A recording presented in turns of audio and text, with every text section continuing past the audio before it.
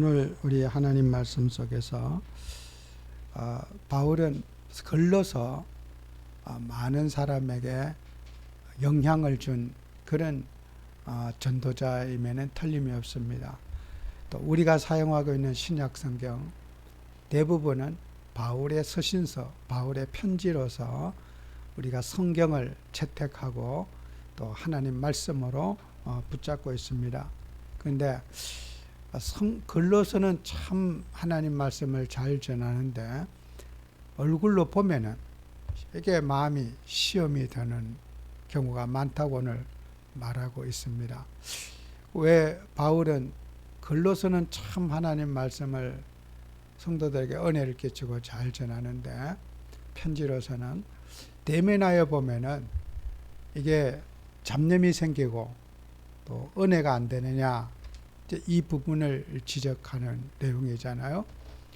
우리는 바울은 역사적으로 우리가 바울의 역사적인 우리 기록의 그림이라든지 보면은 바울의 키는 150cm 뿐이 되지 않는다고 그래요. 그 남자의 키가 우리가 저쪽 서양 사람들의 키는 우리보다 훨씬 더 키가 크잖아요. 예전에 평균 시대보다. 그런데 150cm 정도 오척 단신이면은 상당히 작은 키에 속하고요. 또 머리는 곱슬머리, 또 입은 옥리, 이렇게 합주기처럼 옥리가 되어 있고, 또 다리는 그도 안짱다리 걸음으로 활처럼 휘어서 걷는 그런 몸매라 그래요. 다리가 일자가 아니라. 그 바울이 어떤 외모를 보면은 조금 속된 표현이지만은 장애인 같은 모습을 바울이 가지고 있는 거예요. 정상적인 체형을 갖지 않고 좀 장애인스러운 모습을 가지고 설교하니까 사람들이 봤을 때 또 말하는 어투도 그렇게 좋은 어투가 아니에요.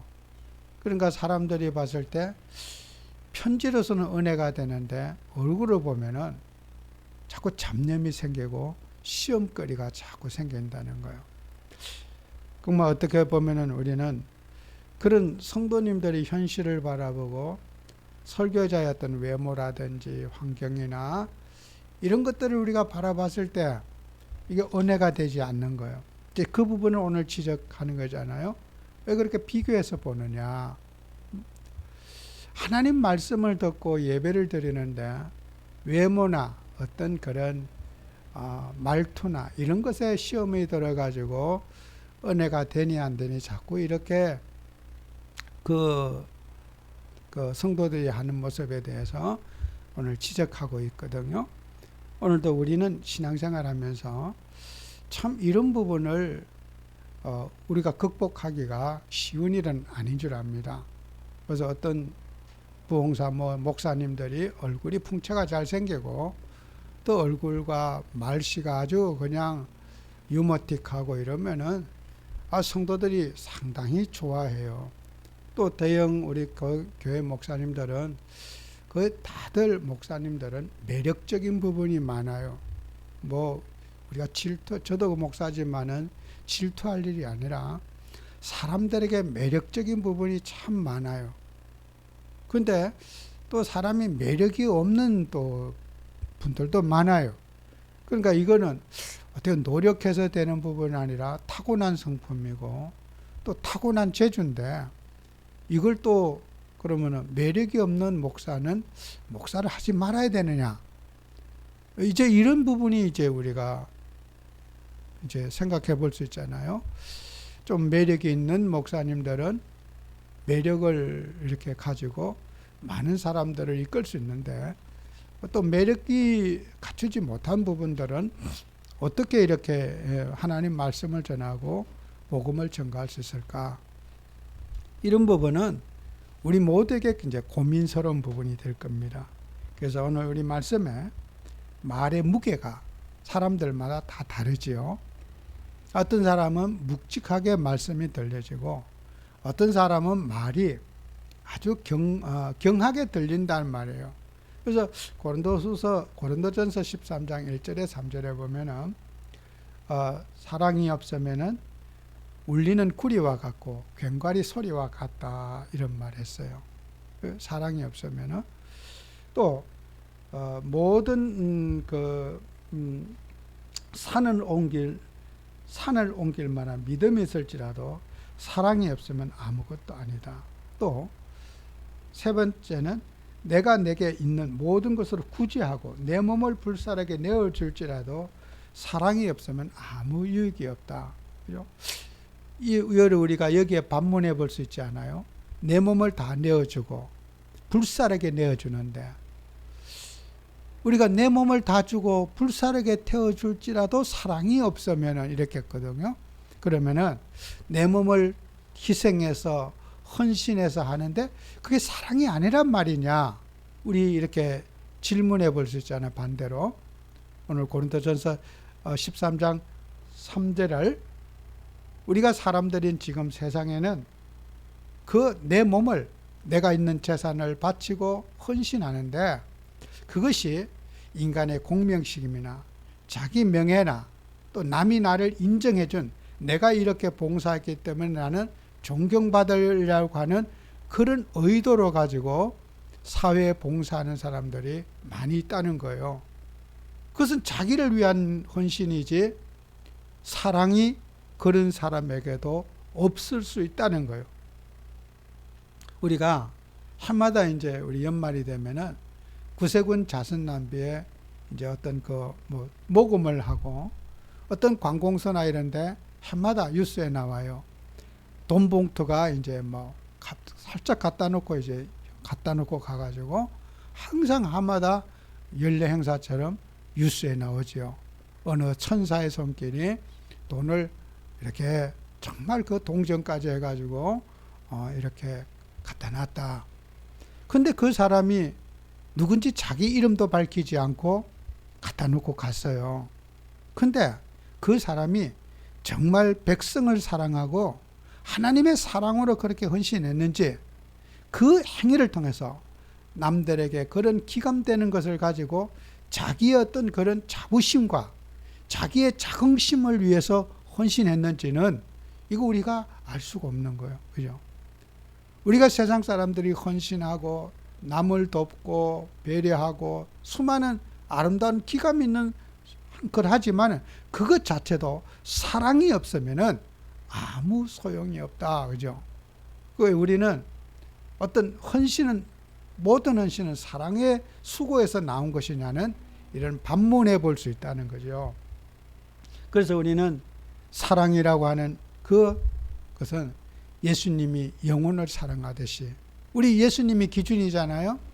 예수님은 동기 없이 계산 없이 하나님의 백성과 자기 백성을 위해서 뭘 바라거나 내가 이득을 취하거나 어떤 사람들을 통해서 나에게 어떤 인기가 올라간다든지 남이 알아준다든지 그런 예수님의 사랑은 아니라는 거예요.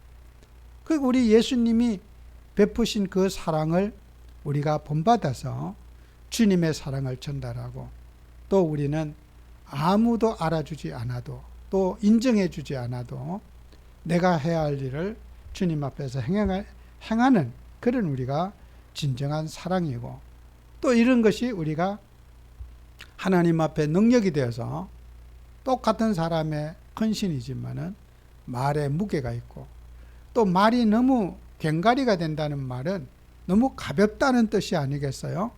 징이 울리고 시끄러운 소리가 되고 남의 길을 피곤하게 하는 그런 행위, 그죠? 그게 괭가리 소리가 됐다. 오늘 우리 성경 말씀 통해서 정말 말에 무게가 있고, 그죠? 우리가 말을 입에 즉흥적으로 막 내뱉는 습관적인 분들도 있어요. 생각과 말이 동시에 나가는 사람. 그런 사람들은 하나님이 그분들을 쓰실 수가 없어요. 말의 신중함을 가지고 내 말이 정말 하나님의 뜻을 위해서 무게 있게 전달되도록 우리가 해야 되는데 말을 그냥 생각나는 대로 생각과 말이 동시에 움직이는 사회 보면 그런 사람들이 종종 있어요. 남자도 여자도. 근데 저런 사람들이 과연 사회생활 할 수 있을까? 공직생활 할 수 있을까? 나는 이렇게 보면은 그런 사람들이 성공할 수가 없어요. 말에 신중하지 못한 사람, 말을 함부로 하는 사람, 그런 사람 어떻게 쓰겠어요? 그래서 우리는 말의 신뢰를 받고 말의 뜻을 전달하고 또 그런 우리가 자세를 취하는 것이 우리가 하나님의 뜻인 줄 압니다. 그래서 우리는 자기 성취감과 자기 만족감 때문에 그렇게 이제 봉사를 열심히 하는 그런 사람들이 많이 있다는 거예요. 점검해 봐야 되잖아요.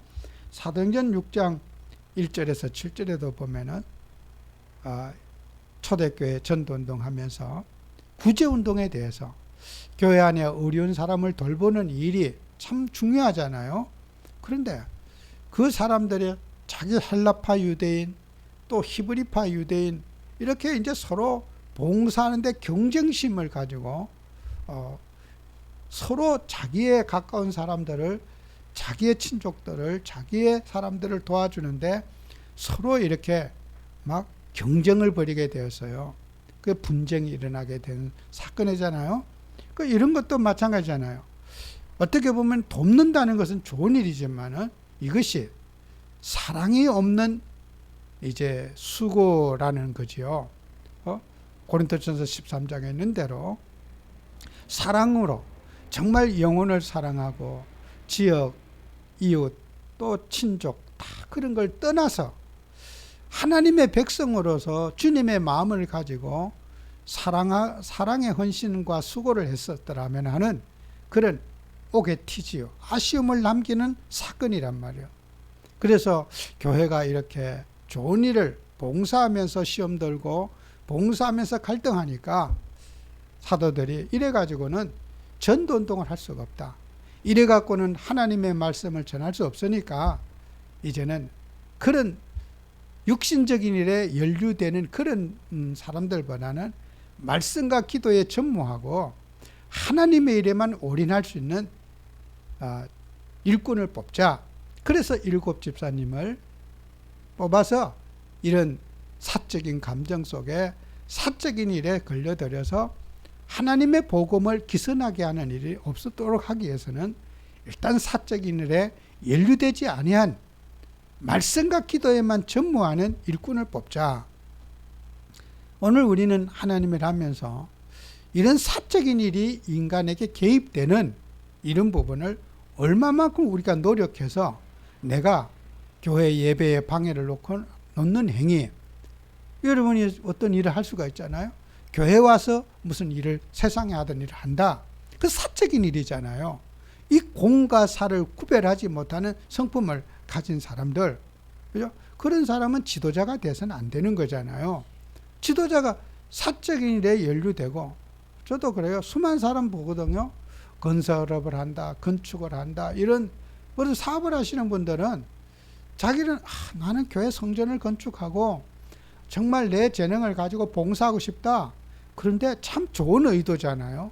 그런데 그런 좋은 의도를 갖고 중직자들이 어떤 교회 건축을 하는데 항상 사적인 것이 개입이 돼서 문제를 일으키게 돼요. 저는 주변에 문제 없는 교회를 못 봤어요. 그런 부분에. 그럼 어떻게 우리가 이런 부분을 공과 사를 구별해서 공적인 일은 정말 공적으로만 하고 거기에 내 욕심과 사적인 어떤 이해관계가 걸려들지 않도록 우리가 노력할 것인가? 이것은 아무리 저는 강조해도 지나침이 없다고 봐요. 교회는 예수님을 예배하고 기도하고 하나님 말씀을 붙잡는데 방해되는 거 우리 개개인마다 싸워야 돼요.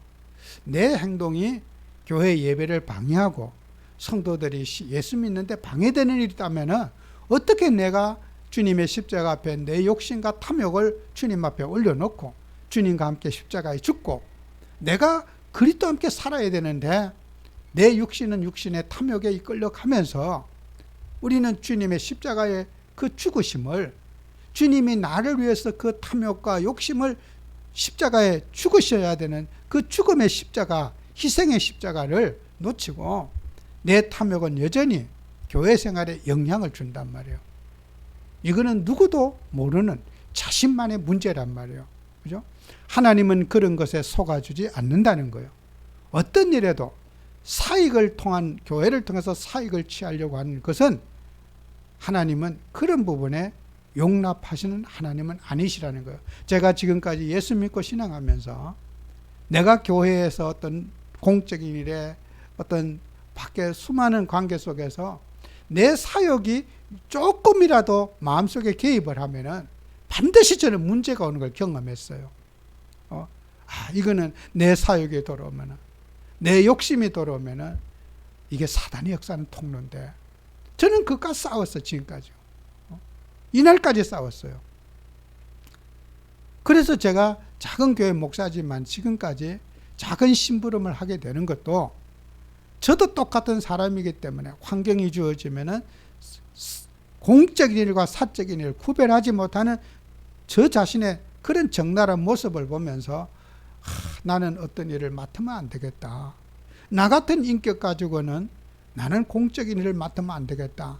저 자신과 늘 그런 것을 싸우는 거예요. 그런데 자신의 문제를 모르고 싸우지 않는 사람은 일꾼이 될 수가 없어요. 죽을 때까지, 주님 앞에 갈 때까지 우리는 사적인 것과 공적인 것을 가지고 어떻게 하면 공의를 세우고 정말 내 사욕을 내려놓고 하나님 앞에 심부름하고 쓰임 받을 것인가. 정말 저는 정말 똑같은 세상사가 똑같은 사람이지만은 그것과 늘 싸우면서 우리 전국의 목사님들에게 정말 분의 이상으로 제가 신뢰를 받아요. 너무 죄송하죠. 부끄럽고 황송하고. 나는 그런 사람에 대해 목사님들에게 저한테 뭘 일을 이렇게 토달지 않고 뭘 이렇게 하셔요. 근데 그럴 때마다 너무 내가 사기꾼인데, 나는 사기꾼인데 왜 내가 선한 모습으로 저분들에게 대험을 받는가? 너무 부끄럽고 죄송해요. 나는 그런 사람이 아닌데, 나는 누구보다 사익에 관심이 많은 사람인데 그걸 절제하고 싸우는 것뿐인데, 목사님들은 내가 사적인 욕심이 없는 것으로 착각을 하는 거란 말이에요. 내 본심은 그게 아닌데, 우리는 사람들에게 누구나 있는 사익을 대해서 어떻게 우리는 싸우는가. 저는 그것이 우리에게 꼭 필요한 과제라고 생각해요. 그래서 사람이 의욕을 가지고 성취감을 갖고 일하는 것은 좋은 일이에요. 긍정적인 면이잖아요. 또 부정적인 면은 아무것도 하지 않고 우울감에 빠지고 가만히 앉아서 나는 어떤 일도 할 수 없어 하는 이런 정말 언둔형의 사람이 되는 것도 하나님 기뻐하지 않아요. 우리는 일을 하면서 내 인생의 사적과 사익을 위해서 얼마나 내가 치열한 영적 전쟁을 하고 있느냐, 이것이 중요한 저는 과제라고 생각해요. 나는 무능하고 그런 사적인 욕심이 강한 사람이니까 아무것도 하지 말고, 나는 어떤 것도 맡지 말고 그냥 방 안에만 가만히 있어야 된다, 그런 것은 아니라고 저는 봐줘요. 그래서 어떤 분은 자기의 한계 속에서, 어떤 사람은 자기를 자학하고 우울감에 빠져서 어떤 일도 못하겠다고 하는 그런 그런 자학형의 사람들이 이상이 너무 많아요. 그러나 우리는 하나님 앞에 의욕을 가지고 일을 하면서도 끊임없이 우리는 그런 자기의 사적인 야망과 싸워서 승리하는 그런 우리가 되어야 됩니다. 우리는 명예, 자리, 위치, 거기에는 누구라도 예외가 없습니다. 저는 살아보니까 그래요. 거기에는 장사가 없어요. 그래서 저는 왜 나이가 많으신 우리 큰 이렇게 목사님들 평생 하신 분들은 자리 감투에 대해서 저렇게 안 하려고 몸부림치셨던가. 저는 그게 그래서 그렇겠구나. 이제 살아보니까 이해가 가요. 어디 가서 부흥회 오라면 안 가려고 그러시고, 그죠? 그 부흥회 강사로 가서 남의 교회 가서 설교하다 보면은 자기도 모르게 이렇게 뭔가 마음에 바람이 들어요. 그건 어쩔 수 없어요. 그래서 목사님들이 제일 싫어하는, 예전에 목사님들끼리는 부흥 강사를 제일 싫어해요. 부흥사 협회에 있는 소속되어 있는 목사님들은 일반적인 목사님들과 밥도 같이 먹을 수가 없어요. 그분들은 어디 다녀서 바람제비 역할을 많이 하죠. 어느 교회에서 집회하고 뭐 은혜를 끼친다고 돌아다니는데 목사님들은 부흥 강사를 제일 싫어해요. 거기에는 같이 어울리고 공동체가 왜요? 뭔가 허파에 바람 들어간 것처럼 뭐 붕 떠 있어요. 다른 세계를 살아요. 이 대화가 되지 않는 사람이거든요. 부흥 강사 목사님들은. 그 목사님들도 우리가 정말 예수 믿고 우리를 과시하거나 내세우지 않으려고 그렇게 몸부림쳤는데 어느 날 그렇게 불려다니다 보니까 사람이 맛이 가버리는 거예요. 그래서 우리는 어떤 경우에도 남의 교회 집회는 가면 안 된다. 그래서 보수적인 목사님들은 남의 교회 집회 안 가요. 목사님을 부르지도 않고 초대도 않고 가지도 않아요. 왜?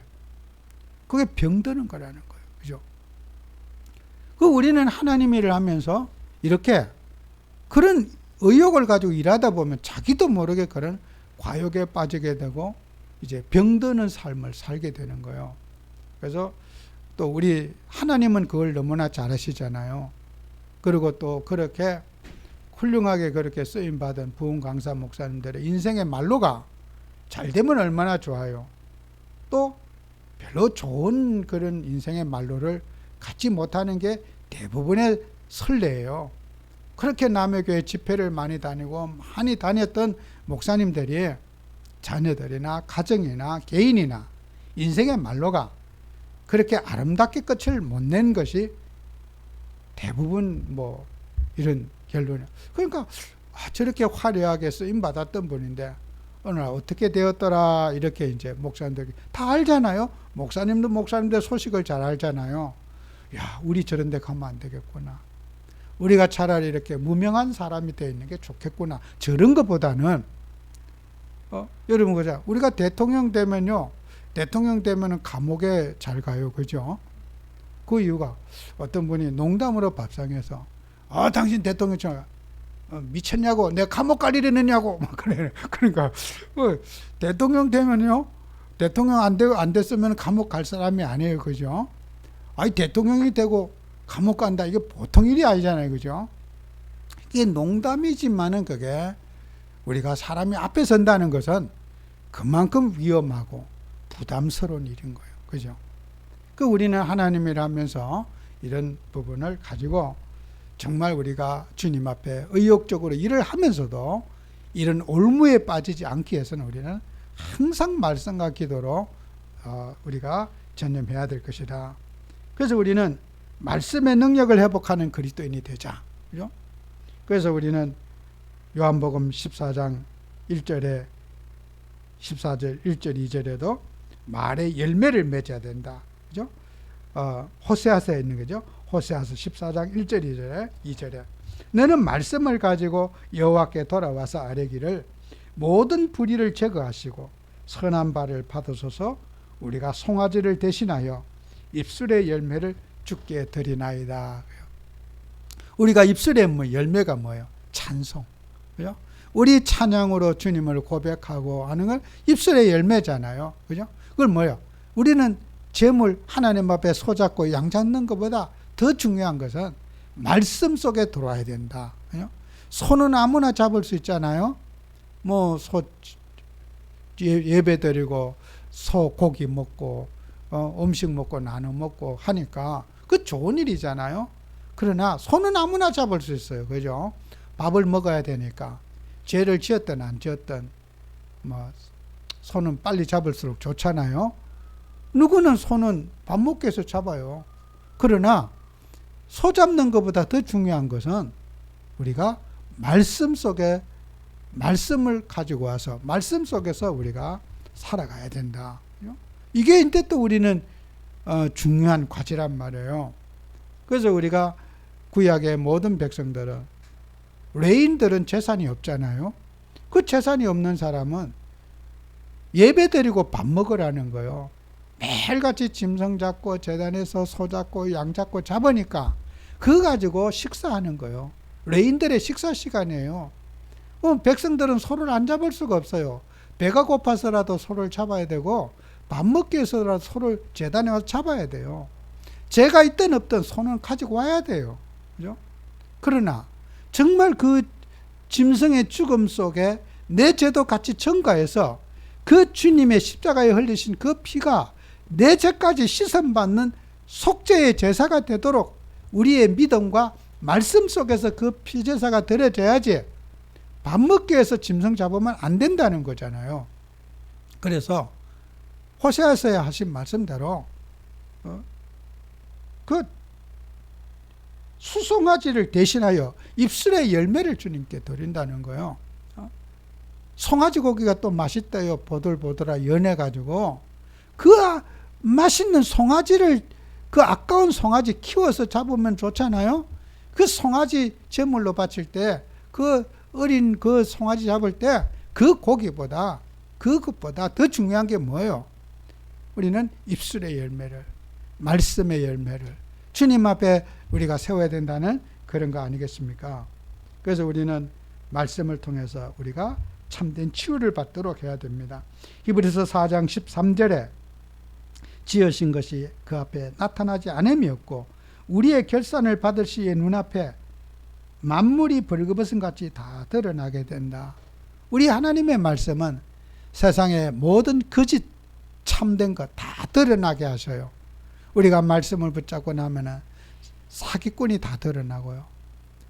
정말 말씀 속에서 인간의 모든 것들이 다 벌거벗은 같이 포장된 게 싹 벗겨지고 드러난다는 거예요. 우리는 말씀을 붙잡지 않으면 이 세상에 포장되어 있는 것을 거기에 속을 수밖에 없어요. 근데 말씀 붙잡으면, 말씀 속에 들어가면요, 벌거벗은 것들이 드러나지 않을 것이 하나도 없다. 인간의 수치, 탐욕과 욕심 속에 살아가는 사람, 하나님 말씀 통해서 그 죄악이 드러나게 되는 거예요. 내가 하나님보다 이 세상을 더 사랑했구나. 말씀 보면서 회개하는 게 중요하잖아요. 나는 예수 그리스도보다 내 육신의 욕심을 더 사랑했구나. 하나님 말씀 속에서 내 자아, 육신의 욕심이 벌거벗은 것처럼 확 드러나게 된다는 거예요. 말씀 속에서 지적 못 받고 누가 지적하고 그러면 화만 나고 싸움만 나요. 당신은 그런 거 없느냐? 서로 분쟁만 하잖아요. 하나님 말씀 보다가 내가 정말 주님을 진실로 사랑하지 못했구나. 말씀 속에서 회개하고 말씀 속에서 우리가 그것을 붙잡게 되면은 정말 얼마나 은혜롭습니까? 근데 이걸 지적하거나 누가 그렇게 하면은 마음의 상처가 더 임하잖아요. 그래서 호세아서 히브리서 4장 13절 지으신 것이 하나도 그 앞에 나타나지 않음이 없고 우리의 결산, 그죠? 결과 어떤 것든지 주님은 그 히브리서 4장 12절에는 말씀의 능력을 강조하잖아요. 하나님의 말씀은 살아있고 운동력이 있어서 어떤 것들이 다 치료하지만 그 말씀 속에서 우리의 결산, 누가 잘하고 못하고는 하나님의 말씀이 판단하고 다 결산, 결과를 내게 한다는 거예요. 사람의 기준으로 우리가 아니라 하나님 말씀으로 그렇게 되어진다는 거겠죠. 그래서 우리 성도님들이 이 땅에 살면서 우리의 자랑거리를 생각해 봐야 돼요. 사무엘하 13장 18장 31절 33절 이하에 보면요, 그 압살롬이 이제 다윗의 아들이잖아요. 아버지를 배반하고 반역해가지고 나라를 건설했어요, 압살롬이. 그리고 그 쿠데타가 실패를 하고 이제 다윗이 군사들이 압살롬의 그 군사들을 물리치게 되고 압살롬이 망하게 되었어요. 그러나 왕은 아버지의 마음을 어떻게 해요? 비록 아들이 반역을 일으켰지만은 아들의 생명이 나라보다 더 중요한 거예요. 그게 아버지의 마음이거든요. 아버지가 자식을 죽이는데 기뻐할 자식은 아버지는 지구에 없습니다. 다윗은 아버지의 마음, 아들이 압살롬이 무슨 짓을 해도 다윗은 압살롬이 내 아들인 거예요. 그 다윗의 마음을 누가 잘 알았느냐? 요압 장군이 잘 알고 있었어요. 평생을 대신으로 다윗을 섬겨봤기 때문에 다윗 왕이 왕위보다 아들을 더 사랑한다는 것을 요압은 잘 알고 있었어요. 그래서 이제 전쟁이 났는데 다윗의 마음은 압살롬의 군사를 죽이는 것보다 압살롬의 생명을 보호하기를, 살아서 오기를 간절히 기다리고 있었던 거예요.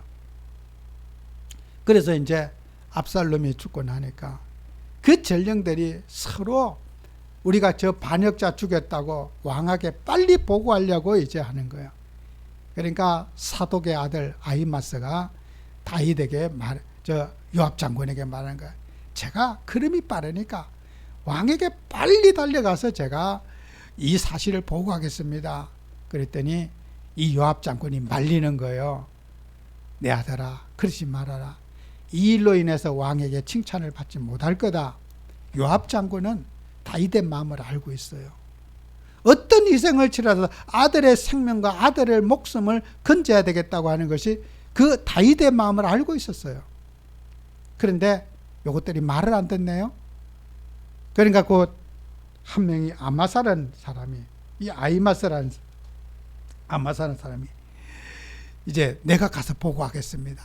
그래 막 그 허락을 받고 이제 뛰어가서 하는데, 그러니까 이 아히마스가 또 이 요압 장군의 말을 안 듣고 저도 같이 가겠습니다. 나중에 하도 간청을 하니까 부탁했어. 그래 이 아히마스가 다리가 달리기 선수예요. 그러니까 둘이가 경쟁해서 왕에게 보고하려고 뛰어가는데 이 아히마스가 추월을 해갖고 왕한테 먼저 갔어요. 그 왕이 위에서 왕궁에 내려다 보니까 두 명이 뛰어오는데 막 뒤에 놈이 앞에 놈을 추월해 오니까 좋은 소식을 가지고 오나 보다. 저렇게 급하게 막 뛰어오는 걸 보니까 막 기대를 하고 착 갔는데 딱 물어봤어요. 내 아들 압살롬이 평안하냐 물었더니 그때 이제 아히마스가 다가는 거예요. 제가 그 소식을 알지 못하나이다. 웅성하는 소리만 들을지 모릅니다. 왜요? 요압 장군이 한 말이 있거든. 너는 칭찬을 받지 못할 것이다. 그죠? 그 둘째 놈이 와갖고 이제 아마사가 얘기하는 거예요. 그 반역을 일으킨 사람이 죽었나이다 하니까 그 왕이 울면서 통곡을 하고 난리 막 가슴이 아팠어. 그죠? 그게 아버지의 마음이잖아요. 왕위가 영원한 거 아니잖아요. 아들의 생명보다 아들의 왕위보다 아들의 생명이 더 소중한 거잖아요. 그 다윗의 마음, 아버지의 마음을 모른 거잖아요. 여러분, 우리가 주님 일을 하면서 우리는 사람들이 무엇에 관심이 있는지 그 관심사를 점검해 봐야 돼요. 그죠? 그 젊은 사람들은 나라의 명예에 걸려 반역죄야 죽여버려야 돼. 근데 아버지는 무조건 아들을 살리고 싶은 거예요. 어떤 짓을 했더라도 아버지는 아들을 살리고 싶은 거예요. 우리 주님이 그러실 겁니다. 사람은 무슨 짓을 해도 우리의 영혼을 살리고 싶고 우리의 영혼이 힘들어하고 고통받을 때 주님은 그 고통의 자리에도 함께 있다고 하는 거예요. 제가 어느 책에 이런 기사를 봤어요. 독일의 나치 정부하에서 막 프로 수용소에 많은 사람이 있는데 두 명을 목을 오랏줄을 해갖고 사형을 하는데 그 어른은 목에 매달리자마자 몇 초 안 돼서 콱콱 가서 숨도 못 쉬고 죽어버리고 그 옆에 어린아이를 하나 매다는데 금방 안 죽고 목은 매달았는데 30분을 버티면서 바득바득 걸으면서 안 죽더래요. 그걸 보던 거기에 수용소에 있는 사람이 기도를 했대. 하나님, 이런 상황에는 주님이 안 계십니까? 간절히 기도했대. 근데 주님의 음성이 들려드려요. 내가 그 목매달아 있는 그 자리에도 내가 함께하고 있다. 그죠? 우리는 저 고통의 자리에는 주님이 없는 줄로 아는 거예요. 우리가 어렵고 힘들 때는 주님이 저 멀리 외출가 계신 줄로 생각하는 거예요. 우리가 어떤 어려움이 있어도 주님은 우리가 어려움 당한 그 자리에 함께하고 있다는 거예요. 우리가 고난당하고 힘들어하고 무시받고 멸시받는 그 나를 버렸다고 하는, 주님이 나를 버렸기 때문에 내가 이런 어려운 자리에 있지 않습니까? 그 자리에도 주님이 함께하고 계시다는 거예요. 그죠? 주님은 좋은 자리에만 계신 것이 아니고 여러분이 어떤 어려움을 당해도 주님은 그 자리에 함께하고 있다는 사실이에요. 그래서 여러분은 어떤 환경에도 임마누엘을 자랑하고 주님이 나와 함께 하신 그 사실을 붙잡고 어떤 환경에도 감사하고 주님이 함께하는 그 축복을 누리는 한 주가 꼭 되시기를 축원합니다. 기도합니다. 주님, 천국이 너무도 무덥습니다.